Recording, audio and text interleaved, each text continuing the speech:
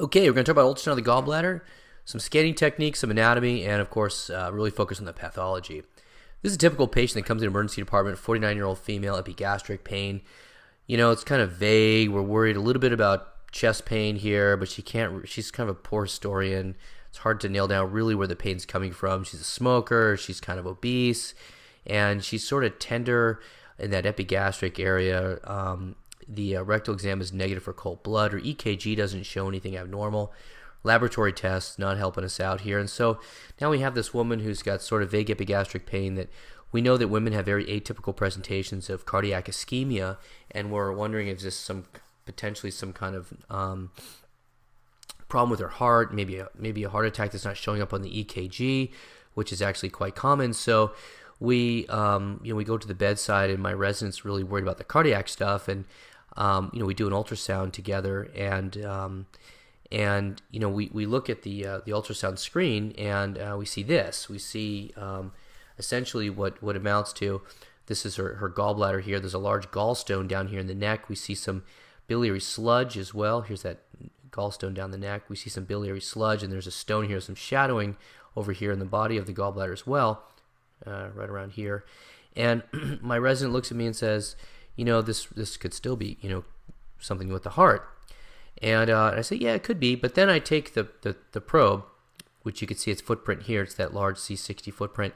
I take that probe, and then I lean in on it. And the patient actually looks up at me, and as I lean in on that probe, she says, "Yep, right there. That's the exact pain that brought me into your ER." And I look over the resident. I'm like, yeah, I don't think it's the heart. I think it's the gallbladder. And so I think ultrasound at the bedside, this is one of a very common example that helps me be a more accurate clinician. So when you scan a patient's gallbladder, there's the classic way is to do what's known as a subcostal sweep. You start with the probe indicator aimed towards the patient's head, and then you slide down along the subcostal margin. As the patient takes a deep breath, that gets the gallbladder out from under the rib cage. And I know you guys already know this. This is just some review here before I get into the pathology. The gallbladder's got a fundus, a body, and a neck, and it can be up to 10 centimeters in length and up to 3 centimeters in width before it's a fully obstructed gallbladder. When a gallbladder is fully obstructed, it's called hydrops of the gallbladder, and that's when it goes beyond these measurements. Okay. Now, one of the things that can help when you're having a tough time is reverting back to your knowledge of anatomy, and you know that the second portion of the duodenum rolls behind the gallbladder there. So if you put the patient on their left side, then that duodenal loop that has the air in it rolls away from the gallbladder, and now you can get a much better view of that gallbladder. So here we are kind of struggling to see the gallbladder. There's this sort of loop of bowel in the way. We can make out a little bit of that gallbladder over here, and then what we do is we have the patient roll over to the side, and we can see that gallbladder much better. So there's something called the X-7 approach, and that's the alternate way to find the gallbladder. So you've got the subcostal sweep, and then you've got X-7. Now X-7 is when you take the transducer and you put it over the xiphoid process, and then you want to march 7 centimeters laterally, and you're going to go in between the ribs. And when you go in between the ribs, that's when you're doing an intracostal or X-7 approach. The gallbladder is more rounded over there. It's a little bit more higher up in the abdomen, and this is typical in patients who have larger body habitus. And so what we're doing is basically starting where the xiphoid process is, and we're taking the transducer. We're going to march it over here. Put the probe right perpendicular to the skin, and more often than not, that's where we see the gallbladder. Again, higher up and more rounded in these types of patients. Notice that we're using a smaller footprint transducer. So to do X-7, the large footprint C60 doesn't work out so well. You got to switch it up to that P21 transducer. And so that's what's nice about the P21. It goes X-7 and also can do a subcostal sweep as well, though not as pretty as the C60. You can definitely get away with the P21, the subcostal sweep, but the X-7 is ideal for the P21 because it's meant to go between the ribs. Now, the gallbladder can be very elusive.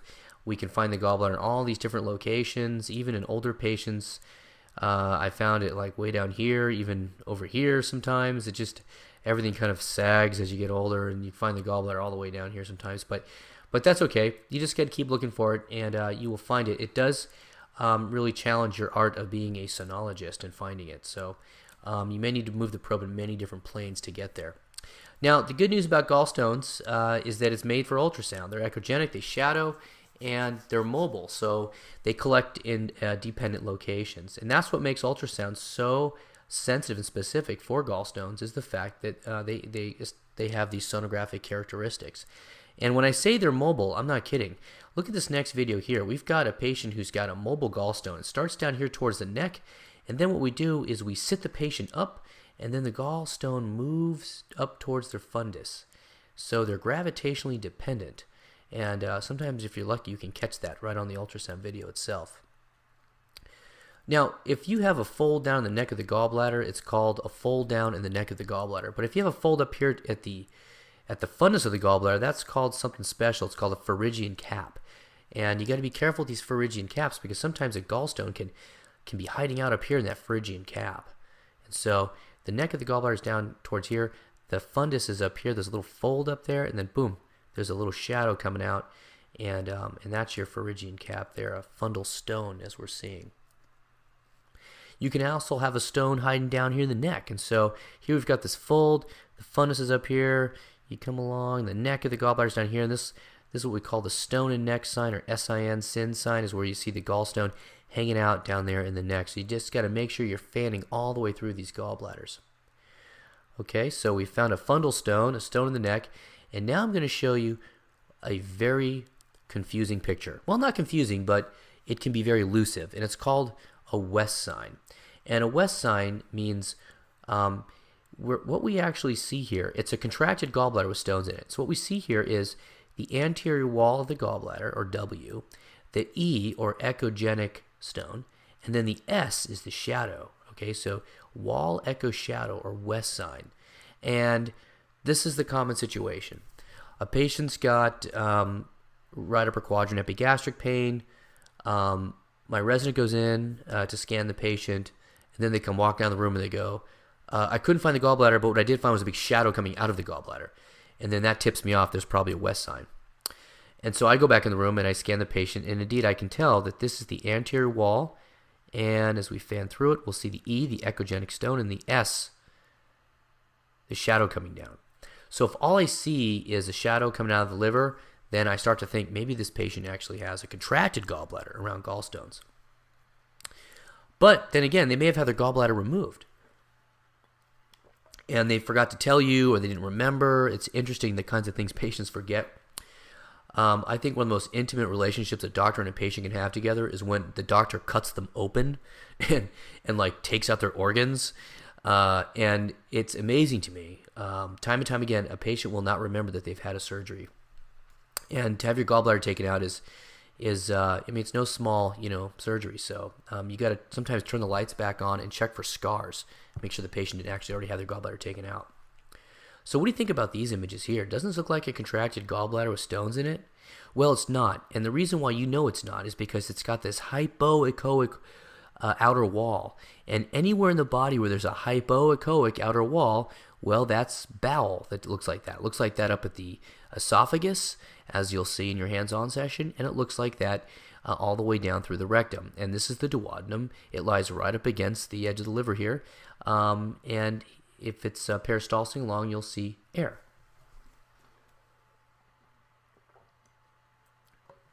Again, this is just the duodenum here, not the gallbladder.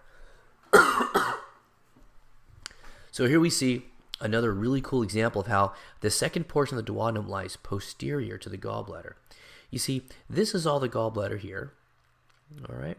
And then right here, there's like a little lump here, and that's this duodenum that's kind of pooching into the posterior wall of the gallbladder. And if you look at that duodenum and play the video some more, you'll see it actually peristalse.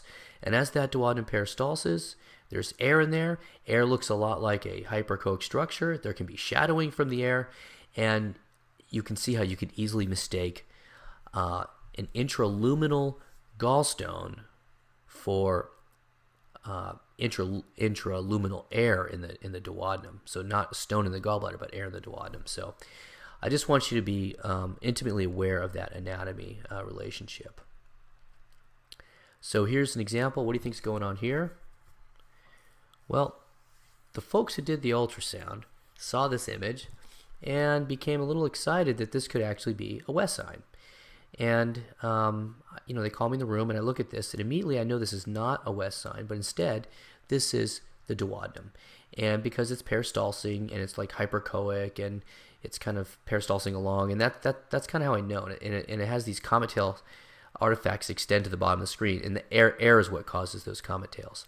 So air's funny. Sometimes air causes a bright white artifact, and sometimes air causes a very dark shadow. You can see both of those being elicited here, and that's why air is a conundrum to us as sonologists, is that it can cause both types of artifacts. Depends the angle which the sound hits it. So what do you think about this next one here? You think it's a West sign, or do you think this is the duodenum?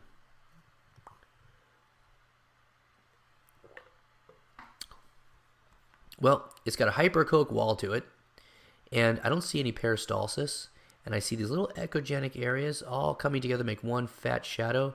So this is definitely a West sign. And so we can see the wall. Let me freeze this here. The wall, here's the echo, and then the shadow is coming down here. So this is a wall echo shadow West sign. But this next one here, this is a concept called sludge.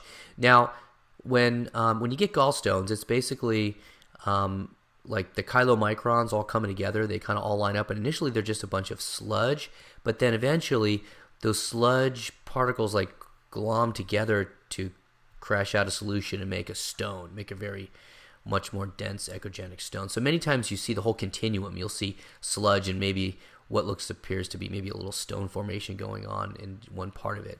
Not too clear that I see that here, but definitely I can see the meniscus that is the sludge.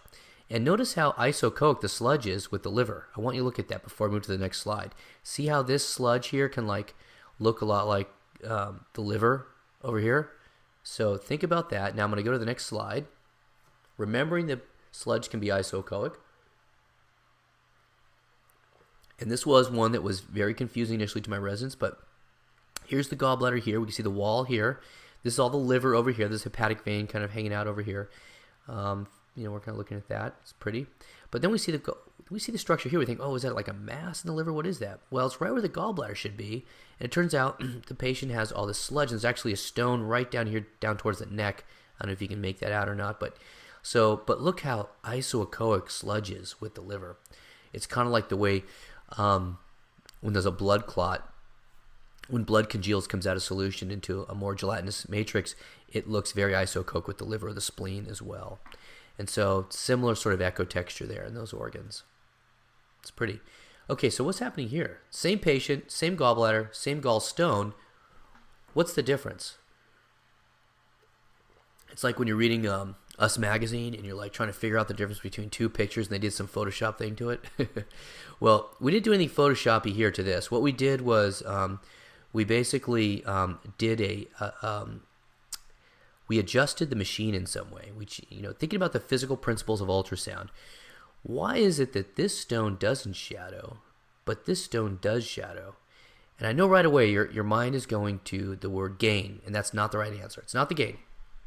Everybody always says gain, so that's how I knew that you were thinking that. No, it's not gain. It's a different thing. So you see, when the sound is coming out here, it reaches this gallstone, but it's able to penetrate right past it. Okay? Yeah, that word penetration. That's what should clue you into the frequency adjustment. Because over here, the sound comes along, but it can't penetrate past this gallstone. And so then there's a shadow that comes down. So therefore, what we did was we went to the resolution mode, or turned up the frequency.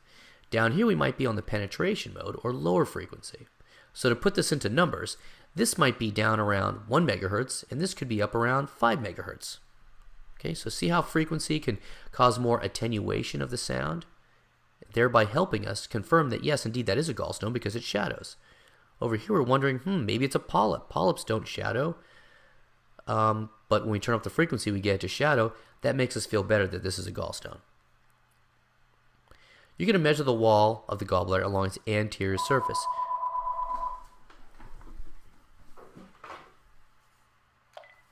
How do I know that that's the anterior surface of the gallbladder? Well, simply because it's closest to the skin line. And the skin line's up here. We plop the probe down on the anterior part of the body, and so this must be anterior, and we're shining the sound posteriorly. So this makes this the posterior wall, and the area up here is the anterior wall. And it should be a nice linear echo like this. Less than 3 millimeters is normal. 3 to 5 millimeters is thickened. Greater than 5 millimeters is definitely pathologic. So this is what a pathologic gallbladder wall looks like. See how thickened that is there? Again, we're measuring it along the anterior wall. We see some gallstones down here, some shadowing. This is what gallbladder wall thickening looks like.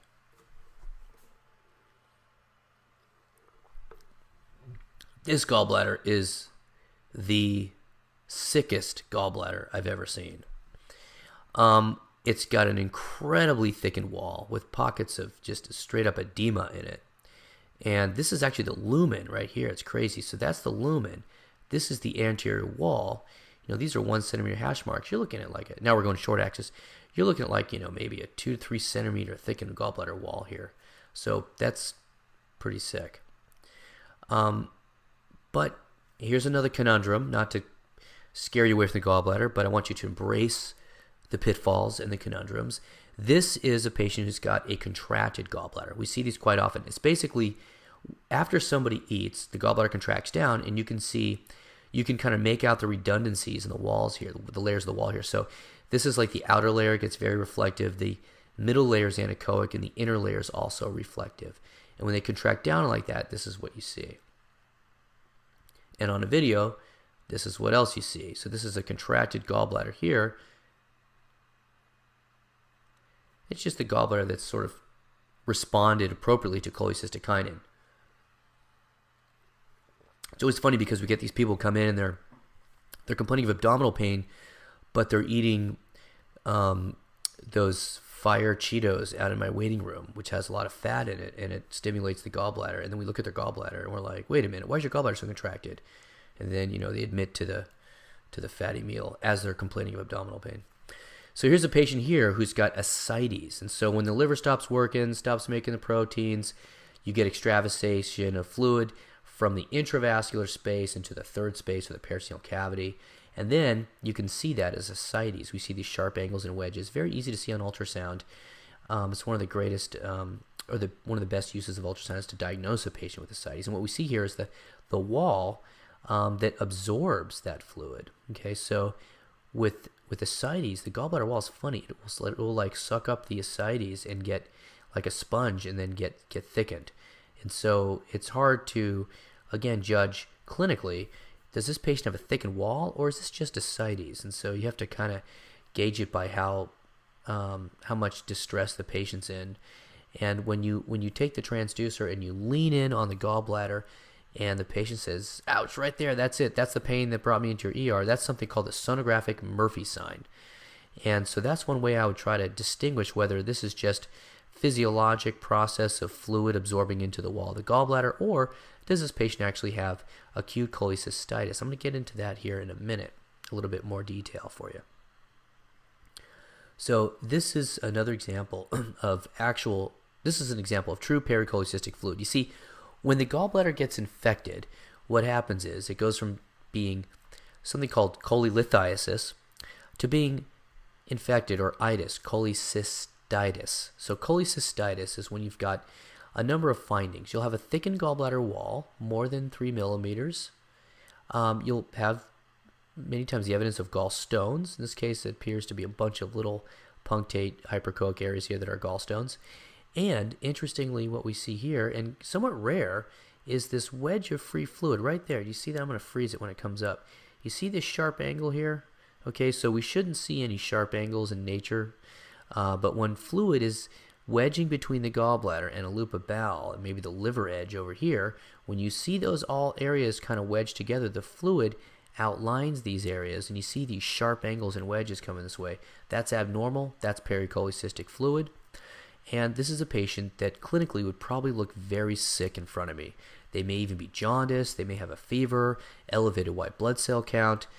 and then that positive sonographic Murphy sign. So I take that probe, lean in on this gallbladder, and then they would let me know right away that that was not comfortable. Now here's another example coming up of pericholecystic fluid. We can see this sharp angle wedging out up here. We also see a thickened gallbladder wall. I mean, just looking at it, I can tell it's no longer just a linear line, but it's got some thickness to it. And there's a stone back here, some shadowing. And so this is a good case here of acute cholecystitis. So putting it all together, acute cholecystitis once again means gallstones. Oftentimes you'll have a thickened wall, and then occasionally, rarely, you'll see pericholecystic fluid. Now you don't need all these things to make the diagnosis of acute cholecystitis. Heck, you can just have gallstones and a thick wall and call it. Or you could have a sonographic Murphy sign, and that's an even more specific sign for acute cholecystitis. So those are the types of things we look for. But in this case, we've got all the findings. We have the stones, we've got the pericholecystic fluid, we've got the thickened wall. There's that fluid right there.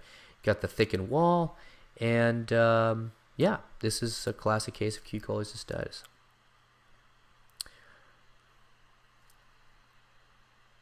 Now there's something else, boy, this is going to sound really confusing, but there's something else where some patients just have a lot of fat in their livers, and especially around the gallbladder in that fossa, you can see these dark areas, and it looks just like pericholecystic fluid, except it's not sharp angles, and clinically the patient has no signs of cholecystitis. They're like looking around the room, smiling, totally happy. You lean on their gallbladder, they don't even know that you're doing it. The gallbladder wall is linear, it's not thickened, and we see these dark areas around the gallbladder. Now before you rush these patients off to surgery, you want to know about this thing called focal fatty sparing. It just basically means that these hypoechoic regions that surround the gallbladder in some patients, it's actually somewhat common. I see it probably once a month on a patient, and everybody gets excited about it. The patient turns out just to have focal fatty sparing. And then there's polyps. I briefly mentioned it earlier. You could see this polyp adhered to the wall of the gallbladder, but it doesn't shadow. There's no shadow coming down from it. And so that's how I know that it's not a stone. And there may be some duodenum back here that is shadowing, but this is how these gallbladder polyps look. They look sort of pedunculated. And they don't move with gravitational forces. This is a very sad thing. This is cholangiocarcinoma. And I say sad because it has a horrendous prognosis. And this happens a lot where a patient comes in with epigastric or upper quadrant pain. I go in the room, I think they're probably going to have gallstones, and then, we have a very different conversation after the ultrasound. But that's what it looks like. It looks very sort of irregular shaped, and we can see that there's just these kind of irregular areas to it. I'm going to play this clip one more time here of the cholangiocarcinoma. You can see the irregular borders to it. Okay, so, and it's not casting a shadow. And it's different than a polyp because a polyp will just be like a little pedunculated thing. But this has all these irregular borders to it. Like a mass. All right. Now, once you master the gallbladder, you can then move on to the biliary system, and by that I mean what you're really looking for is the common bile duct. And because if the common bile duct is dilated, it could mean that there's a bunch of things going on, like an obstruction that's distal to the common bile duct. It may be a tumor in the head of the pancreas, because the common bile duct has to get into the duodenum, and many times it goes either through the pancreas to do that, or it just goes directly into the duodenum. There may be a stone blocking the distal common bile duct, causing it to be dilated. And that's a condition called choledocholithiasis, when you have a stone in the distal common bile duct. And to find it, you need to find the hepatic artery, but really you need to find the portal vein. The portal vein and the common bile duct are like BFFs. They run together in a very reliable pattern. The hepatic artery is kind of a fair weather friend. It comes and it goes and it comes and it goes, and it's kind of irregular and a lot smaller caliber. But the CBD, or common bile duct, is very reliably anterior to the portal vein. And so it looks a little something like this when you have it. We can see here that we're going through, we can see the portal vein is going to be right up here, and we're looking anterior to that portal vein. We're trying to stretch out right here. So there's the portal vein there, and just anterior to it is the common bile duct. It's kind of fun to zoom in on it. Yeah, you're right, there's some sludge in this gallbladder over here. I saw that too, but here's the portal vein, there's the common bile duct, and you want to measure it. And it should be less than 6 millimeters. This one is 3 millimeters. And so I can just kind of eyeball that portal vein. As long as that CBD is smaller than the portal vein, I know it's probably going to be a normal size CBD. But once that CBD starts to approximate the size of the portal vein, that's when I'm going to stop and drop some calipers on it and make sure that it's not getting too big. So another example here of how to find the structure. This is the IVC down here, and this is the portal vein seen here. Hepatic artery is right here. Again, the fair weather friend that comes and goes, but the common bile duct is reliably anterior to the portal vein. And sometimes, Doppler can be helpful, using some color flow Doppler here to outline some of the vascular structures. And obviously the common bile duct is not going to light up with flow because it's not a blood vessel. And this one's 8.8 millimeters. Again, once it starts to approximate the size of the portal vein, you got to worry about it.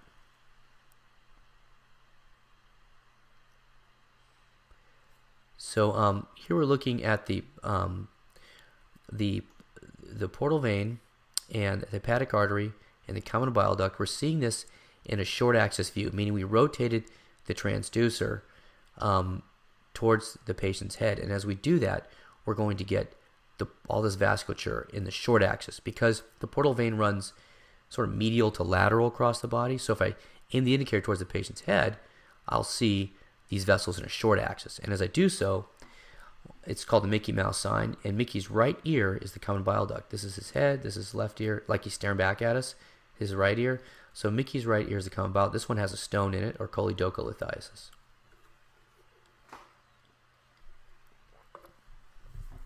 But I'm not as big of a fan as the Mickey Mouse sign as I am the long axis view, because sometimes you can get twisted around. You don't always see the hepatic artery, as I mentioned. It comes and goes. And just to me, this anatomy can be variable and confusing. But when you line things up in the long axis, I think it's much easier to see. Here we are back in that long axis again. Portal vein, common bile duct, hepatic arteries right here. IVC is down here. Aorta looks to be over here. That left renal vein is probably coming across and dumping into IVC. We're seeing portal vein, common bile duct up here. So again, we see here portal vein, big common bile duct, very dilated. Portal veins here, IVC is down here, portal vein, CBD is here, hepatic vein is running through the liver up here. This is all common bile duct right here. Once in a while, you might see a little flash artifact in that common bile duct just from the way the patient's breathing, and the Doppler's trying to keep up with that. But that's the, you see this large portal vein here. It's more than a centimeter if we look at these centimeter hash marks over here. Now this is really cool. This is a stone seen here in the distal common bile duct. So this is the common bile duct here. In fact, there's intrahepatic ductal dilatation. We can see all these dilated intrahepatic biliary ducts as they come across and drain into the common bile duct. And then we see this large stone with the shadow coming down here in that common bile duct. So this is choledocholithiasis, a stone that's in the distal common bile duct with very dilated CBD. This is like, almost 2 centimeters. So in summary, I think it's helpful to have the patient take a very large breath. That helps get the gallbladder out from under the rib cage. I always roll them left lateral decubitus. If you're still struggling, you can go X-7, use a small footprint transducer. Duodenal error can look like gallstones. Wall echo shadow can look like the duodenum. And you want to look anterior to that portal vein to find the common bile duct. Using bedside ultrasound, the urinary bladder is an easy to identify organ seen as an anechoic rectangular shaped structure just below the skin line, down low in the midline of the pelvis. The bladder should have a smooth wall throughout its perimeter, so the idea is to look for any irregularities in the walls, such as a focal mass or any areas of thickening either in a focal location or diffusely, and any outpouching like a diverticulum. There are 2 types of commonly encountered bladder cancers. The first type is transitional cell carcinoma, and these are found in people who smoke cigarettes, textile workers, painters, hairdressers, metal workers. The other type is squamous cell carcinoma, and these are more aggressive. Patients with chronic bladder infections or who have chronic irritation from catheters and stones are at risk for squamous cell carcinoma of the bladder. So whether a solid mass is seen or simply a focal wall thickening of the bladder, one must assume that the sonographic appearance of any focal wall abnormality must be cancer and worked up as such until proven otherwise. These are ultrasound images from a 68-year-old female with a history of urgency who had a negative urinalysis. Along the posterior wall of her bladder, there are multiple masses seen. These masses turned out to be bladder tumors. Of technical note, the depth is at 18 centimeters. This is too deep. You should decrease this to maybe 12 so that the bladder takes up the majority of the screen. Here's another example. These images are from a 72-year-old gentleman who had urinary retention and underwent this post-void residual ultrasound. Now what that means is somebody is instructed to void their contents of their bladder or urinate, and then you come back and you look in their bladder. And upon close inspection, or not so close inspection, it's pretty easy to see this giant tumor here, mass in the posterior wall of his bladder, and all of this urine residual volume here, the post-void residual, is what is left over after this person tries to urinate. But because of this large obstructing mass, he's unable to void the contents of his bladder. Here's another example of a bladder mass seen along the posterior wall of the bladder as we fan through it. Since this is a sagittal view of the bladder, eventually we turn this probe into a sagittal view. I think it starts off sort of transverse and then we rotate it to a sagittal view. We can measure the length. And I'll get into this a little bit more in a minute, but this is the length of the gallbladder, of the bladder, and this mass down here we're measuring is the length of this particular mass because we've got the indicator pointed towards the patient's head in a sagittal view. And now, this is a 28-year-old male who's brought in by paramedics who's found down with altered mental status. Initially, he was thought to have a mass in his pelvis on the physical exam, but ultrasound showed that this mass was a hematoma that was superior to the bladder. Well, this is because the transducer, again, is in the sagittal plane, and the hematoma is seen on the left side of the screen. Here we are transverse, actually, and then we fanned past the bladder. We can see the hematoma, but then when we go into a sagittal view, we can see that this is here in the sagittal view, initially we can see that this is superior to the bladder. Here's the bladder here. This is towards the head. This is superior. This is inferior. And this is all this isocoque hematoma. Now we go back into that transverse plane, and we can see the hematoma seen here, and then we fan more inferiorly, and we can see the bladder seen underneath it, the transverse plane. Sorry, I think that's a little bit confusing. So when it comes to cystitis or bladder infection, the most common way of finding it on ultrasound is to look for a thickened bladder wall. Now, normally, bladder walls are not thickened, but they're just a normal thin wall there, even with early cystitis. But with repeated or severe infections, the bladder wall actually itself can become quite thickened, and this is often complicated by focal areas of calcification within the bladder wall. Other ultrasound findings seen with cystitis include intraluminal echogenic debris or a stone within the bladder, prostatic enlargement, a bladder diverticulum, and urinary retention with elevated post-void residual volumes. And so in patients who can't really talk to us, like this 2-year-old female, she has frequent urinary tract infections. She presents to the emergency department with fever and dark urine.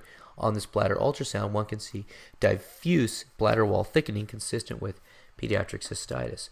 Another population I might use this in would be an elderly patient who's unable to convey their symptoms to me. Because usually cystitis is actually a pretty, clinical diagnosis, but occasionally our patients can't give us very good histories, and so we need to turn to ultrasound or some type of imaging or tests or whatever. And so in this case, we can see very thickened wall bladder here, greater than a centimeter symmetrically, in this case of chronic cystitis. Another notable finding is the presence of echogenic material within the bladder lumen. Bladders should be anechoic and completely devoid of internal echoes. The presence of debris swirling around in the bladder may represent evidence of bladder infection. If calculi are too large to exit through the urethra, they may continue to enlarge and reside in the bladder, ultimately becoming quite symptomatic. Now, these are images here from an 89-year-old female who came in from a nursing home with foul-smelling urine and fever. Ultrasonography revealed this echogenic structure within the bladder lumen that also demonstrated posterior shadowing. These images here are from a 69-year-old otherwise healthy female who had urinary urgency for 6 months. One can see that within the lumen of the bladder, there's an echogenic calculus, which represents this bladder stone. There's acoustical shadowing seen posterior to that stone as well. Now, these images here from a 77-year-old female came in from a nursing home who basically had like abdominal bloating. We weren't really sure what was going on. We had this plain film. Now, on this plain film inside this pelvis, we see this sort of round structure here, and you can imagine all the interesting findings that we're sort of subjected to in the emergency department over the years that come in on a plain film in this particular region. So we weren't really sure what was going on. Our mind starts to wander, but we get the ultrasound, and here we see this is actually just a simple bladder stone. It's within the bladder. It just shows a shadow posteriorly. Here's a young person, 27-year-old female, whose status posed a rollover motor vehicle crash. 27-year-old male. Now, he had no seatbelt on and was traveling at a pretty high rate of speed. Dark blood was seen coming out of his Foley, and blood clots intermittently obstructing his catheter. Ultrasound here of his bladder demonstrates clotted blood surrounding the Foley balloon. That's what all of this material is here. We can see some of the urine still up on this part of the bladder. The bladder is kind of this whole structure here. And here's that Foley balloon here. And basically, we just kept irrigating this bladder copiously until the catheter was optimally draining.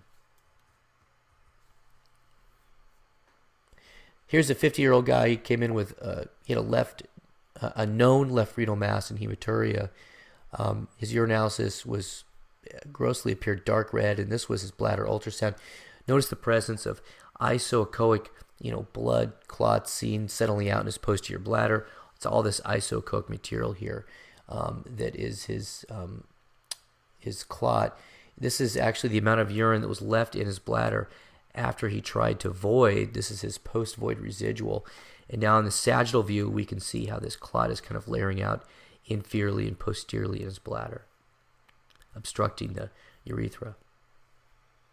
Now, a bladder diverticulum results from a focal weakening in the bladder wall with herniation of the bladder mucosa through the muscularis layer. This can be congenital or acquired through high-pressure voiding through a distal obstruction. Of note, these diverticuli do not have muscle fibers, and therefore they have no detrusor ability. So here's a 56-year-old guy with chronic urinary tract infections. He comes with abdominal pain, fever, and vomiting. This bladder ultrasound was done and showed initially what appeared to be a large abnormally shaped bladder, but upon further scanning, this initial object turned out to be a large bladder diverticulum that was confluent with the bladder. You're going to see that some of this debris here is just kind of layering out, and then we can see this bladder diverticulum that is confluent. This is the bladder over here. It's kind of got thickened walls. We overgain it a little bit, makes it easier to see, and it's relatively empty, but then we can see how this thickened wall here is then suddenly confluent with this diverticulum seen down here. So it's this mucosal layer herniating through the muscularis layer, and therefore there's no muscularis layer in the diverticulum and has no ability to void. Here's an example of how bladder volume measurement is done using one particular type of ultrasound machine. We start out here in the transverse plane with the indicator towards the patient's right. So this is like a cross-sectional view of the bladder. Therefore, this is anterior, this is posterior. We're measuring now the height of the bladder. And on this particular machine, we can lock in these values, D1, D2, D3. And then we measure the width of the bladder. This is the right lateral wall of the bladder. Here's the left lateral wall. We lock that value in, or we can write it down or save it in our calculator or whatever. And then we unfreeze the machine and we rotate the transducer from a transverse plane to its sagittal plane. And in the sagittal plane, what was once right and left now become head, foot, or superior, inferior. And now we're going to measure the third dimension, or length of the bladder.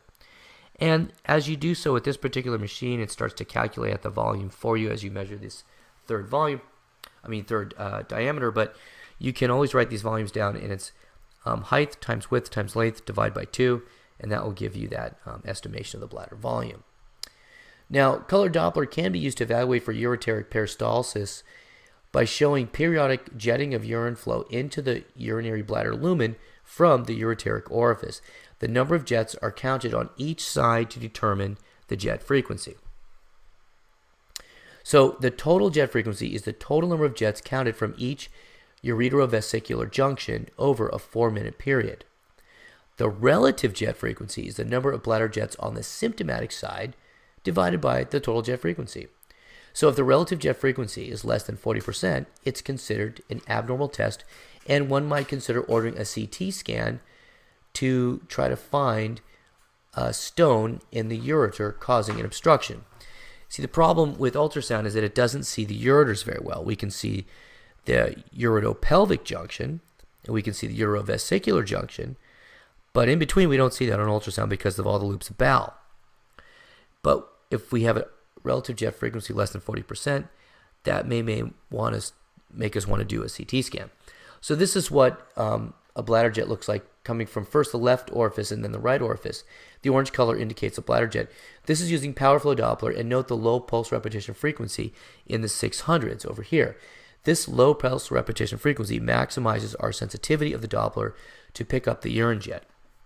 The lower the pulse repetition frequency, the less the ultrasound machine is sending pulses, or the less it's talking and the more it's listening. And we all know that the more we listen, the more sensitive we are. And so by lowering the PRF, we have better sensitivity. Now, you could also use grayscale, overgain it a little bit, and you could see the jet firing along in the posterior bladder wall. Periodically, the ureter contracts, and this is possible to view this on the grayscale flow of the urine posteriorly through the bladder wall. And so if you want to do this on yourself up on the third floor lounge, you could do that. You could drink, a couple glasses of water, and it's even better if you use caffeine, which I think is what we were doing here, and you could see that that's a pretty strong jet. Overgain the image a little bit, and you could see these jets coming out. It's pretty cool. And this is a 66-year-old guy who had a Foley catheter placed several days ago and then was sent home. He returned complaining of urinary retention, and his Foley catheter is no longer putting out urine. Bladder ultrasound shows the catheter in the correct location. The balloon is inflated. As an image window acquisitional sort of technical note, the depth is too deep, and this depth should be decreased so as to not waste all this free screen real estate down here. In other words, the scan window depth is here at 22 centimeters, way too deep. It really only needs to be 8 or 10 centimeters. And if you did that, the bladder would take up the majority of the screen, as it's doing here. Now the depth is adjusted properly, and the patient continues to complain of urinary retention. In fact, the Foley catheter is not putting out any urine. After multiple attempts to irrigate and finally to deflate that Foley balloon were unsuccessful, a 22 gauge needle was directed down towards the Foley balloon. We did this percutaneously right through the skin under ultrasound guidance to rupture the Foley balloon and enable successful removal of that Foley catheter. And so anytime we need to take a sharp object and put it into somebody's soft tissue, we can do so under ultrasound guidance. And during Clinical Foundations 3, right before you head off to the third year medical school, we have a really cool lab where we go through and we do a bunch of ultrasound guided procedures and get you ready for that. So in summary, urosonography remains the initial imaging modality of choice to assess bladder function by demonstrating adequate storage volumes and complete bladder emptying.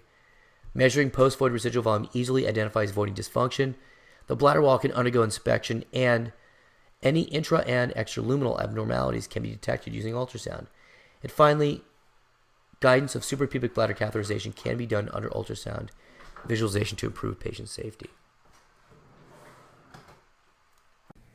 When we look at a kidney, we're kind of breaking it up into whether we see something out in the cortex or we see something that's where the collecting system is, or what's also called the renal pelvis or the renal sinus. We also refer to that sort of as the collecting system. So if something is out in the cortex and it's anechoic and it's spherical in all dimensions, well, then it's a renal cyst.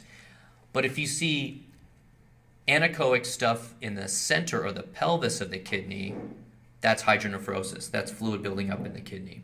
And this is what hydronephrosis looks like.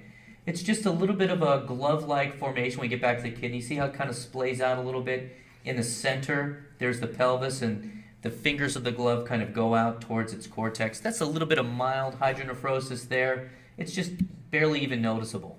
But you move on, you see a little bit more. See, we can see the fingers of the glove kind of going out into these different projections. They eventually all coalesce, but not until we get to right at the renal sinus does it coalesce down here. So that's another bit of, I would say, mild amount of hydronephrosis. It's a very nebulous grading category, but here it's sort of splaying out a little bit, sort of mild. We can still make out plenty of cortex. This is all cortex out here. There's plenty of cortex left in that kidney. When we have a stone, or in this case we have a couple of stones here in this kidney, we know that they're stones because they exude a shadow all the way to the bottom of the screen. You see that? So sometimes you'll see stuff that's hyperechoic but doesn't shadow. But when you get a shadow that goes all the way to the bottom of the screen that way, you can confirm that that's from a very dense calcified structure. The sound's getting reflected off that shadow, and in this case it's from renal lithiasis or kidney stones. This is an example here of a renal cyst. Notice that it's out in the cortex of the kidney. This is the liver. This is the kidney. We're losing the lower pole from all this bile gas. But as we get out, we can actually see a cyst up here, and then there's another little cyst down here. Here's that cyst towards the upper pole over here. And no matter how you rotate the probe, from transverse to coronally, the cyst is always spherical and anechoic in all planes. This is what happens when we get a lot of hydronephrosis backing up in the kidney. Our cortex is starting to go away, and all those finger-like projections are now coalescing to one large hypo or anechoic area here seen in the pelvis of the kidney, and that's more like moderate hydronephrosis. When all those fingers kind of come together, we can still make out the cortex though. See out here, we can still see cortex. If all I saw was a big black center where the kidney should be, and there's no cortex left, it's very, very rare, but that would be severe hydronephrosis. The fact that I can still make out cortex to me tells me this is probably moderate. You heard of polycystic kidney disease? This is what it looks like on ultrasound. These are all these cysts seen out here in the cortex. We can make this one here, this one here, this one here, this one down here. Polycystic kidneys, and it's bilateral. And you can see it also affect other organs. Sometimes you can see cysts in the spleen. You see them around the liver. Ovaries look like this when they have polycystic disease. You talk about ultrasound of the bowel. Well, first, right off the bat, I know that you know who the enemy of ultrasound is, right? Who's the enemy of ultrasound? Air, bowel gas, generally speaking. And so that's the problem. We have the enemy of ultrasound being the bowel gas. And in some patients, it's pretty significant how much bowel gas they can have, right? So that's why we have to somehow overcome that enemy. Now, in a guy like this, I don't know if there's anything I could do to actually examine his bowel using ultrasound because he's just so at the end of that spectrum of bowel distension. But in other patients, though, we can get through and see their intestines actually quite easily, even when they have a lot of pathology, which I'll show you here in a second. So we're going to be talking about bowel obstructions, where the gas is located, and appendicitis in this quick little demonstration. So generally speaking, to insinate the intestines, what you want to use is you want to use the linear probe, okay? Now, I know that what you're thinking, the linear probe's for structures that are superficial, and that's high frequency. However, when you start to use this, what you're going to do is you're going to use a compression technique to look at the intestines. You're going to push down on the abdomen using that linear probe. And that basically what that does is as you compress the abdominal wall, you are decreasing the effective focal point of that transducer, meaning that you can actually get away with using linear probe with the intestine because you're pushing down so hard that structures that used to be far away are now much closer to your probe. For example, you're trying to find the psoas muscle, which is down by the spine, a deep structure. However, when you compress the skin 4, 5, 6 centimeters down into the body, well, now you can take advantage of the fact that you're so close to those structures that you can use this linear probe, which is why, for the most part, this is my transducer of choice. Now, if I did have a very large patient like that guy we just saw, certainly I'd be leaning towards using one of my lower frequency curvilinear probes, hopefully one with a large footprint like the C60, but that being said, the linear transducer can usually get through a lot of this intestinal ultrasound. And what we're going to do is we're going to do something called mowing the lawn. And what that means is we are going to start in the right upper quadrant and find the ascending colon. That's where it always is, right up there in the right upper quadrant. We can tell it's ascending colon because it's got haustra. Recall that haustra are little indentations in the bowel wall that don't cross all the way across the midline to the other wall. They're just like little sections that are sectioned off. Whereas in the small bowel, we have something called plicae circularis that do cross the entire wall of the bowel, which I'll show you in a minute. That's kind of how we quickly can decide between small bowel and large bowel on any imaging study, looking at haustra versus plicae circularis. That sounds like it's minutia, but actually that comes into play quite a bit in most fields, so something you might want to remember. You're going to follow that ascending colon. First I go down to the right lower quadrant, looking around where the appendix would be, okay? And the cecum's got a blind-ended loop down there, and that's the location where you'll find the terminal ileum, and the appendix will pop right off the terminal ileum. And do I always see those structures? No, but I know that that's where they're supposed to be, and really what I'm doing, especially when it comes to appendicitis, is I'm looking for a non-compressible tubular structure down there. I'll get into that in a minute. But once you get down there, then you can follow continue mowing the lawn by going back up the ascending colon, across the transverse, and then down the descending portions of the colon. And you're basically following that all the way down to the sigmoid, down into the pelvis. That's where you can take a peek at the urinary bladder. And that's sort of the overall process. You do that in a transverse plane like we've outlined here with this magic marker. And then you would do the same thing in a sagittal plane, going side to side rather than up and down. And that's kind of how I think of it. When I'm doing a focused appendicitis exam, which is I do quite often in the ER, I keep this mowing the lawn technique just around the right lower quadrant where the appendix is located, down there what we call McBurney's point. Or sometimes just hand the transducer to the patient and I say, put this where the pain is.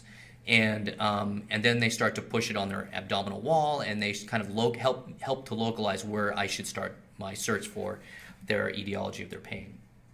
Normal intestine kind of looks like this. It's got a layered appearance, it's easily compressible, and it should intermittently peristalse.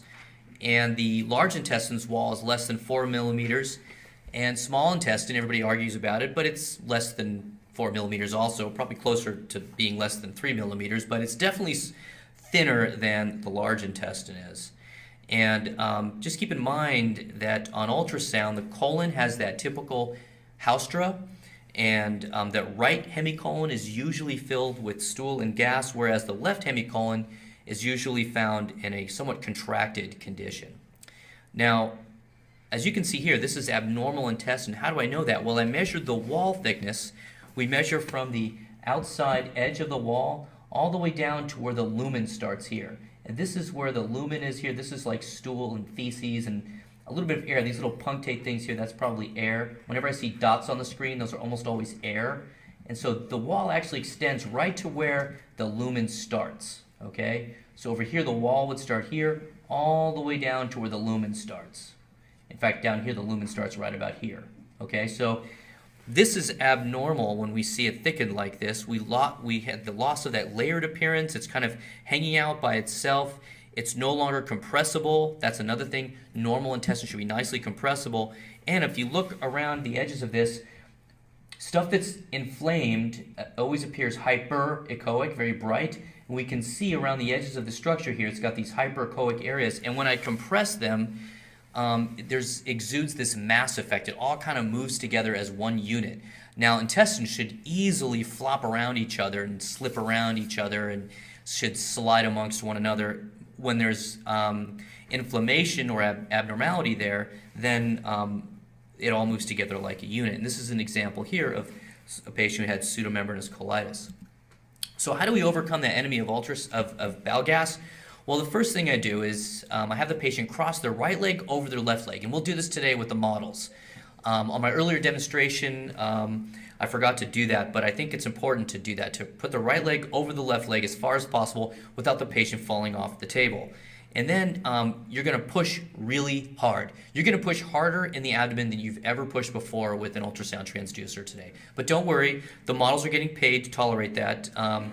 They'll push you away if it hurts too much. We also are going to give the models fentanyl. We're going to give them narcotics today. Just kidding. No, but in reality, this is what you do, okay? People say ultrasound is a very operator-dependent thing. Some people are good at finding the appendix, some people aren't. No. Appendicitis is a very fentanyl-dependent thing. You guys know what fentanyl is, a narcotic, short-acting, lasts 20 minutes. We use it a lot in patients who have acute pain in the emergency department. I can give somebody a good slug of fentanyl, and it really does take the edge off their pain so that I can compress and get into their abdomen using ultrasound. It's a much more humane way to do than what we're going to do today to our models. But the good news is, when you have disease states of the intestine, there's less peristalsis, there's bowel wall thickening, there's less intraluminal gas, which makes abnormal intestine easier to see than normal intestine. So abnormal intestine, like that pseudomembranous colitis picture you just saw, we can really see the outline pretty well of those loops of bowel. When we have gas inside the wall of the bowel, this is a very abnormal condition. This tells us that an infection is produced so far that we're getting gas inside the wall of the bowel. We can see these granular appearance intramural. Mural means wall, as opposed to intraluminal, which means to see gas inside the lumen or center of the bowel is normal. But to see in the wall, that's always abnormal. This is an example of a combined picture of intramural over here, intramural gas, always abnormal, versus intraluminal, which we expect to see. Okay? Here's some more intramural gas. Okay, over here, this is a patient who's got a very severe condition called necrotizing enterocolitis. We see air in the wall, intramural air. This is another patient that we had in the emergency department. This is all ascites right here. So ascites builds up when the liver starts to fail, fluid builds up, and we can actually see the intestine very well when ascites outlines the loops of bowel. And here we see intramural gas building up inside this person's bowel wall. Okay, switching gears now, we're going to talk a little bit about something called small bowel obstruction. Very, very common emergency we see in the emergency department all over the hospital, small bowel obstructions. And basically, plain films can get you in trouble here because they can be inaccurate. Up to about 30% of the time, plain films are not going to help you in somebody who's got a full-blown small bowel obstruction. It's for various reasons, but just keep in mind that ultrasound may be the way to go here with small bowel obstruction while you're waiting to get the definitive test, which is a CT scan. So somewhere between X-ray and CT lies ultrasound with its test characteristics. And what you see with ultrasound is pretty easy to see, actually. If I've got a patient who's pretty distended, I just walk over with the ultrasound probe, they're vomiting, they've got all the clinical signs of small bowel obstruction. Well, this is what I see. I see these dilated loops here of small bowel. Notice the plicae circularis going all the way across the bowel there. The walls are usually thickened, though sometimes in an early small bowel obstruction, the walls have yet to become thickened. And this is where it can excel over chest abdominal x-rays, is in the fact that you could have a very proximal small bowel obstruction where the x-rays doesn't see it because the patient's been vomiting so much there's no longer an air fluid level, and therefore the x-ray could miss it. Well, ultrasound can pick those up. And also there's something called a closed loop obstruction. You know what that is? A closed loop obstruction is where you have small bowel that's been twisted on both ends, and there's a section in between, a closed loop, where there's no air. It's just a small bowel obstruction without air in it. And without the air, you don't get the air fluid levels you see on an x-ray. And so that's how x-rays miss these, which we see quite easily on an ultrasound. And so this is just another example here of the small bowel, the plicae circularis going all the way across, and it definitely has thickened wall, and if we look adjacent to it, there's even free fluid between two of these loops of bowel. When you see free fluid like that between two loops of bowel in a patient with a small bowel obstruction, that's a surgical emergency. The presence of free fluid means we need to go to the operating room now on this patient. Because you can have an early small bowel obstruction, or maybe a narcotic ileus, where the bowel is just kind of slowing down, starting to get a little bit dilated. But when there's actually free fluid, that suggests microperforation, and that this patient needs to go to the operating room. Okay, switching gears, finally, the appendix. And the acute appendicitis, very, very common, okay? It's the most common surgical abdominal emergency in North America. About a third of patients, though, don't have that classic presentation, which is generalized abdominal pain that then locates itself to the right lower quadrant, what we call McBurney's point, and associated with anorexia and elevated white blood cell count. That's a classic presentation I just described to you. I have patients coming in eating Cheetos who later go to the operating room for acute appendicitis, and the pathology specimen comes out positive for appendicitis. So I've seen a lot of atypical presentations of appendicitis, and that's where we have to turn to imaging. Now, CT clearly has the best characteristics here, but doing a CT scan is about 500 chest x-rays worth of radiation, and when you're young in life, you have your tissue is more radiosensitive, and you have a longer time in which to absorb radiation throughout your life, and radiation exposure to put you at risk for cancer is a cumulative effect, so we try to avoid unnecessary CT use, especially in patients less than 35 years old. And certainly when I have a kid in my ER, 10, 12, 14 years old, I really try to avoid getting CAT scan on them, though sometimes I have to get it because the risk or the benefit outweighs the risk. Now, if we could get good with ultrasound, though, and see a true appendicitis on ultrasound, we could avoid the need for a CT scan, and especially in a younger patient. The average age of somebody who gets appendicitis is 27 years old. So Terasawa, the author, did a meta-analysis a long time ago, 6 years ago, back when the ultrasound machines weren't as good, and found out that in the hands of radiology, ultrasound had a sensitivity of 86% and a specificity of 81%. The reason for its low specificity is because we never see this on ultrasound. Feast your eyes on it. It's a normal appendix. I can only see it about 15 to 20% of the time. Although I think I might have seen one earlier today on Tyler when I was pre-scanning him. So that's the problem. It's hard to see a normal. But to see the abnormal appendix, I'm going to show you what those look like in a second, that's actually pretty good, which is why the sensitivity is a little bit better. This is an 18-year-old woman who had lower abdominal pain. We can see here this tubular blind-ended structure here, nice thin walls, certainly less than 5 millimeters down there, right adjacent to her external iliac artery seen right here. Now, when you look for appendicitis, what you're trying to do is you're trying to compress the abdominal wall musculature down to the psoas muscle. And if you wait for it and keep compressing, eventually you'll see that little appendix pop its head out at you, and then as soon as it's there, it's gone again. So hopefully you were recording it, but it gets sandwiched between the abdominal wall musculature and the psoas muscle. It should be no bigger than 6 millimeters when it's normal, and occasionally you can see an appendicolith, which translated means poop stone. So this is kind of what we do. Here's the abdominal wall musculature up here. Here's the loop of bowel right there, okay? This is the iliac vessel right there. And what we're doing is we're pushing really hard. So this muscle right here, this is the psoas muscle. The psoas muscle is actually coming up and coming into contact with the abdominal wall musculature right there. And there's loops of bowel that gets sandwiched between the psoas, which is a very long muscle. The psoas sandwiches the bowel. Now, if the bowel is normal, it just compresses, squirts out of the way like it is here. But if the bowel is abnormal, if it's acute appendicitis, then what happens is you get this round structure here that's more than 6 millimeters that lacks peristalsis, that when you compress psoas all the way up to abdominal wall musculature, here's some abdominal wall musculature, probably abdominal oblique, here's rectus, this is psoas, it squishes that appendix there, and the appendix is a non-compressible tubular structure in the right lower quadrant that measures more than 6 millimeters. That's how you do it. That's the technique. This is, here we're trying to identify the appendix. Here's our psoas muscle practically coming all the way to the abdominal skin. This patient's very, very thin. That's how we're able to do this. And yes, this is a lot easier in thin patients. And yes, this is a truly fentanyl-dependent thing because look how much we're compressing this tissue. Now, if you have appendicitis, all these areas down here in the peritoneal cavity get inflamed. So, and it's very painful to be compressing these things. This is the peritoneal lining right here. Okay, I can see that peritoneal lining very easily on ultrasound.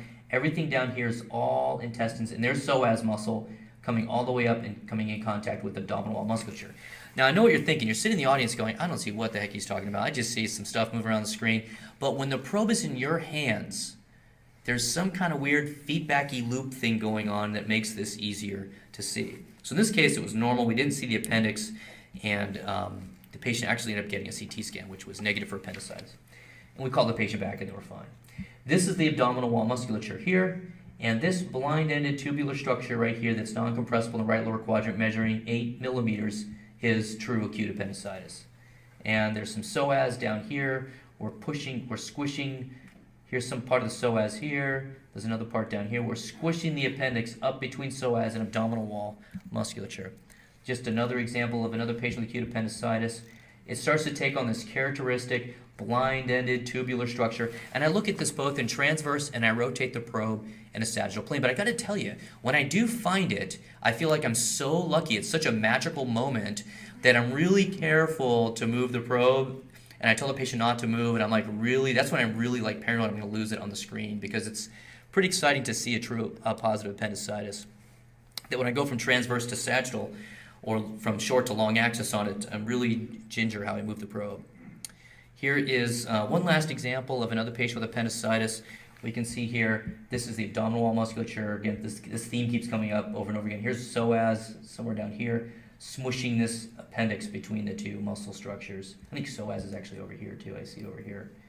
And this one's got a little fecalith right there, you see that? Which literally means poop stone right there. That's inside the appendix. And that's what happens, right? The little fecalith comes down, it obstructs the opening of the appendix, and then the appendix just starts to get larger and larger and larger. It can't drain its contents. And then finally the pressure inside the appendix gets higher than the ability for the blood vessels to provide it with vasculature, and then you get ischemia, you get lack of blood flow to that appendix. And eventually the walls get thin and the pressure inside the appendix outweighs the ability of the wall to maintain its integrity, and the wall perforates, and the contents of the appendix spill out into the abdominal peritoneal cavity. And once that perforation occurs, surgery is often not of benefit, and you just give the patient antibiotics for a couple of weeks and admit them to the hospital. Yes?